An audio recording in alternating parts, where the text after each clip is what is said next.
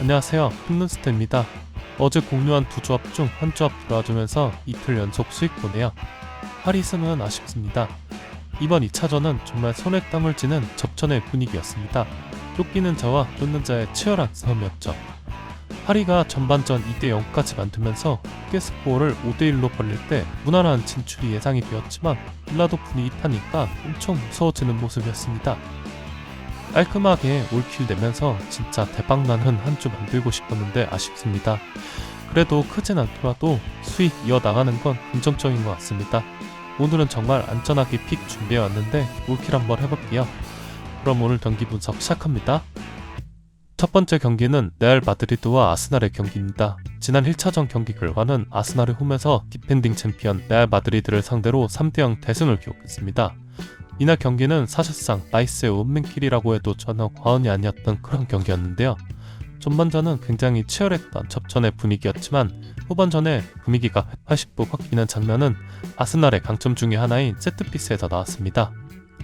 후반전 58분 직접 프리킥을 차기엔 상당히 멀어 보였던 27m 이상의 거리에서 데클란 라이스가 엄청난 궤적의 프리킥을 성공시켰습니다.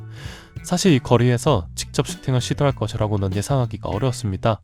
굳이 직접 찬다고 해도 왼발 키커에게 더 좋은 각도였고 오른발 각도는 수비벽을 피하기가 상당히 어려운 난이도의 각도였거든요.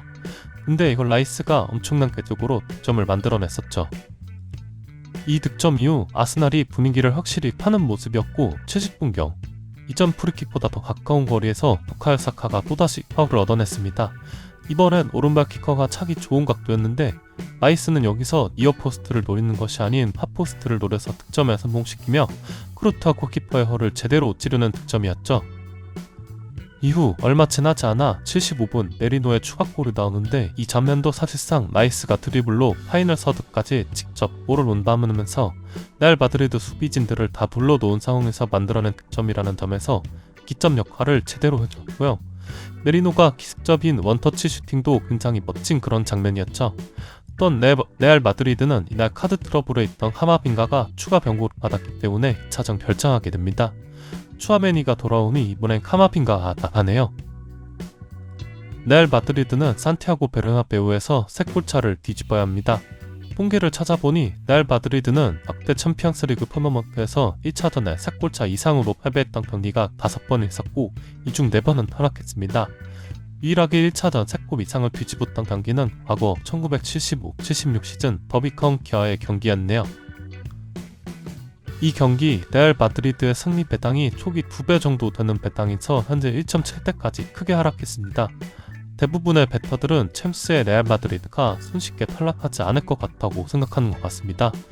하지만 레알 마드리드의 공격진들의 폼이 최근 굉장히 떨어져 있기 때문에 저는 그다지 좋은 선택으로는 보이지 않습니다. 사실 1차전에 점수차가 크게 벌어진 경기는 2차전 예상이 어렵긴 하지만 레알 마드리드가 산티아고 베르나베우에서 치른 최근 챔피언스리그 10경기 연속 클린시트에 실패하고 있다는 점에서 저는 이 경기 양팀 득점 성공으로 가보겠습니다. 두 번째 경기는 인터밀란과 바이에른 뮌헨의 경기입니다. 지난 1차전 인터밀란이 다비데 프라테시의 정규시간 종료 직전 극적인 득점으로 원정에서 1대1 승리를 기록하고 홈으로 돌아옵니다. 인테르가 뮌헨을 상대로 토너먼트에서만 만나는 강한 모습인데 지난 0910 시즌 챔스 결승전 승리와 2010-11 시즌 16강 승리 이후 이번에도 다시 한번 뮌헨을 잡아낼 수 있을까요? 저는 지난 1차전 경기를 보면서 뮌헨이 충분히 잡을 수 있었던 경기 내용이라고 생각합니다. 만약 해리 케인이 전반전 25분쯤 몰리세가 인테르 수비 4명을 무력화시키고 만들어준 결정적 찬스를 득점으로 연결시켜 주었다면 분위기가 완전히 바뀌지 않았을까 생각해봅니다. 또한 해리 케인은 이날 총 3번의 빅찬스 미스를 기록했는데 뿐만 아니라 중앙지역에서 턴오버의 수도 많았습니다. 1차전 경기력은 월드클래스 공격수에게 기대하는 부분들을 전혀 충족시켜주지 못했던 그런 경기였죠. 특히나 토너먼트에서 한 골의 소중함을 생각해본다면 2차전에서 해리 케인이 각성하지 못하면 무관력을 비롯해 많은 화살이 케인에게 가지 않을까 싶어요. 인터밀란은 이번 시즌 홈에서 치른 공식전 통틀어 단 1패밖에 기록하지 않았습니다.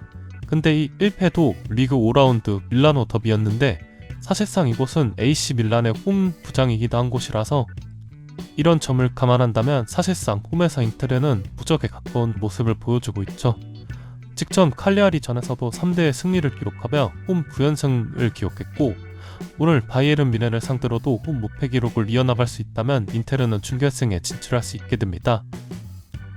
인테르가 예선 단계부터 엄청난 수비력을 자랑하고 있고 또 홈에서는 더더욱 견고한 모습을 보여주고 있습니다.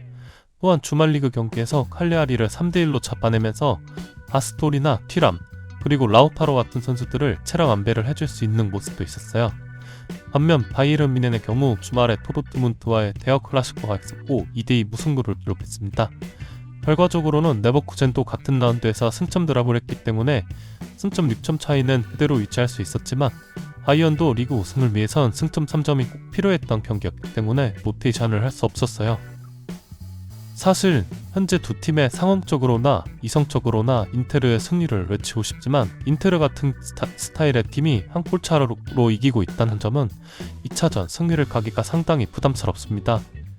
해리 케인이 지금 큰 경기 두 경기에서 득점 없이 안 좋은 모습을 보이고 있는데 뭔가 2차전에서 원기옥을 터뜨릴 것 같다는 느낌이 듭니다.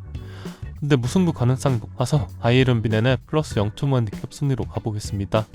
오늘은 배당이 많이 적겠네요.